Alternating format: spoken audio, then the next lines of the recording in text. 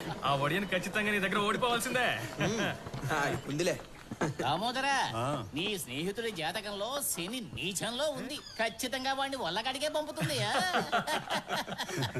ఇదిగో శాస్త్రి, మాణిక్యం జాతకాన్ని బ్రహ్మ పక్కనే కూర్చొని రాయించినట్టు మాట్లాడుతున్నావు. అవును, అంత నవ్వాల్సిన అవసరం లేదు.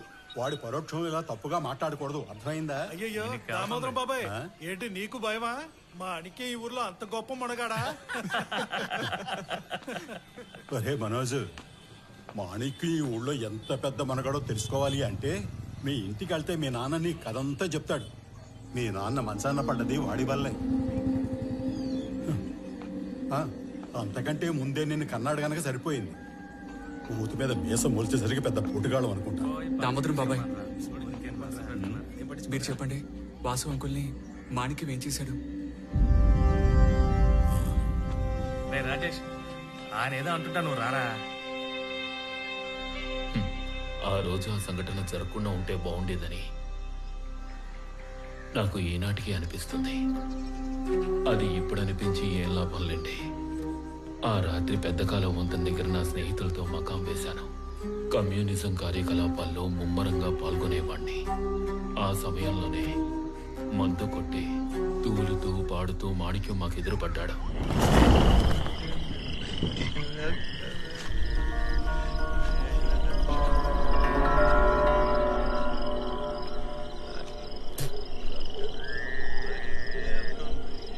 నేను చెప్పలే, వాడే ఆ ఒడియన్. ఈ ఊరుకు వాడో శాపం, ఇంకా జనం మీద మూఢనమ్మకాలు రుద్దుతున్న విషబీజం. అది ఉడుకు రక్తం ఉరకలేస్తున్న వయసు. పైగా కమ్యూనిజం నరనరాల్లో జీర్ణించుకుపోయింది. మా ఊళ్ళోనూ పార్టీని నేను బలపరచాలనుకున్నాను.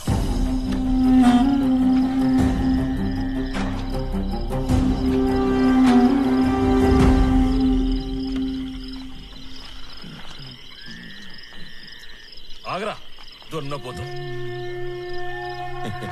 ఏంటి వాసన్న, ఎందుకంత కోపం? నేను కమ్యూనిస్ట్ గా మారలేదనా? మారుతా. కళ్ళు తాగేప్పుడల్లా నేను కమ్యూనిస్ట్నే. కాకపోతే ఇలా దారిలో నుంచి వచ్చేవాళ్ళని పోయేవాళ్ళని అడ్డమైన తిట్లు నోటికొచ్చినట్టు తిట్టడం నీకు మంచి పద్ధతి కాదు. అడ్డు తప్పుకో వాసన్న, చాలా పనులున్నాయి. త్వరగా ఇంటికి వెళ్ళాలి. త్వరగా ఇంటికి వెళ్ళి ఏం చేస్తావురా? రూపం మారుతావా? అలాంటిదేం లేదు. త్వరగా ఇంటికి వెళ్ళి ఈ సీసా ఖాళీ చేయాలి. నీకు పుణ్యం ఉంటుంది. అడ్డు తప్పుకో అన్నా. తప్పుకోకపోతే? తప్పుకోపోతేనా? నోరు మోసుకుని అలా చుట్టూ తిరిగిపోతా. రేయ్, నాకు తెలుసురా నీ మోసాలు. ఇంక నీ పప్పులో ఈ ఊళ్ళో ఉడకనివ్వని చెప్తున్నాను. వాసన్న, మోసం కాదు, ఇది ఒక కళ. తరతరాలుగా ఎన్నో ఏళ్ల నుంచి నా తాత ముత్తాతలందరూ ఈ పనే చేస్తున్నారు. దారిని పోయేవాడి మీద అభాండాలు మోపకు. నీతో తీరిగ్గా నించుని కమ్యూనిజం మాట్లాడే ఓపిక లేదు, వదిలే. మర్యాదగా చెప్తే నువ్వు మాట వినవు కదా, వదలండి.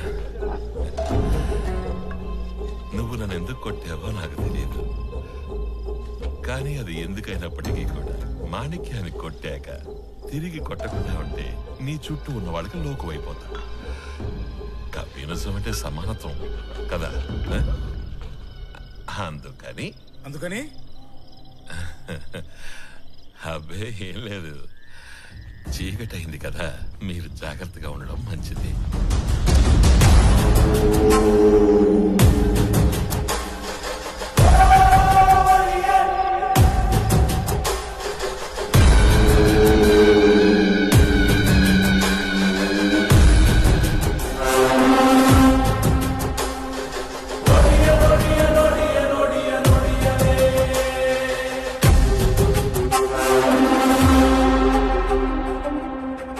అలాంటి వాడితో అనవసరంగా గొడవ పడడం మంచిది కాదని నా స్నేహితులందరూ కూడా భయపడ్డారు.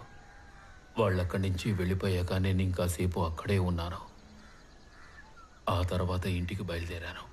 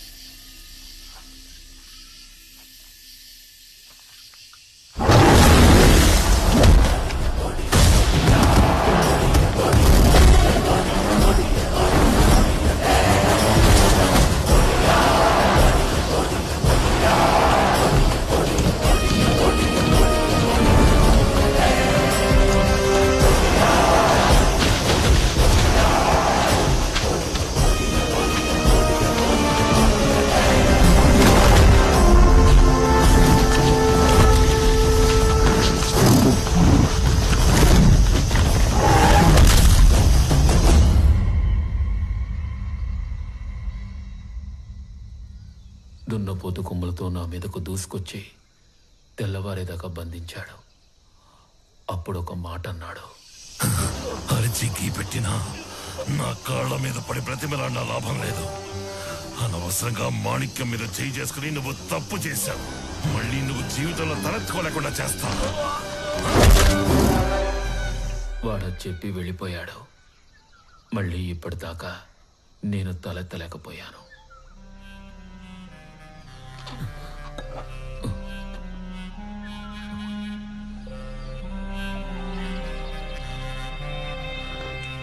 అనవసరమైన విషయాలు నీకెందుకురా? చదువుకునేటప్పుడు చదువుకోవాలి.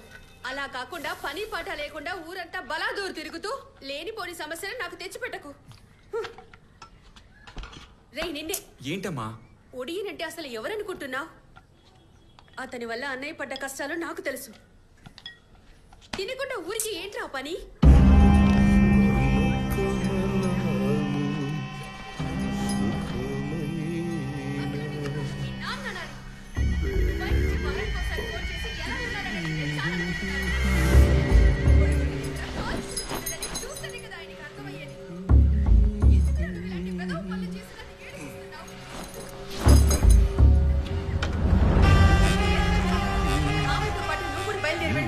ఈ పాటికి ప్రపోజ్ చేసి ఉంటుంది.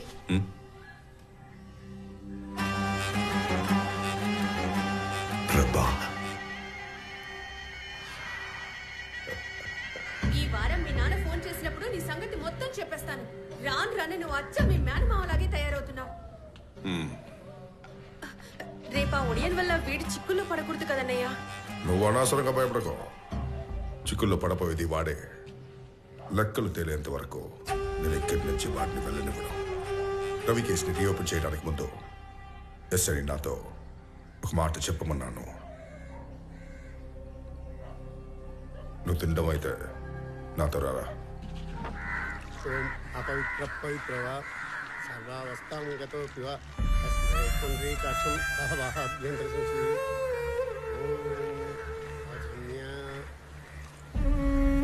ఈశ్వరాయ స్వాహ నారాయణాయ స్వాహ మాధవాయ స్వాహ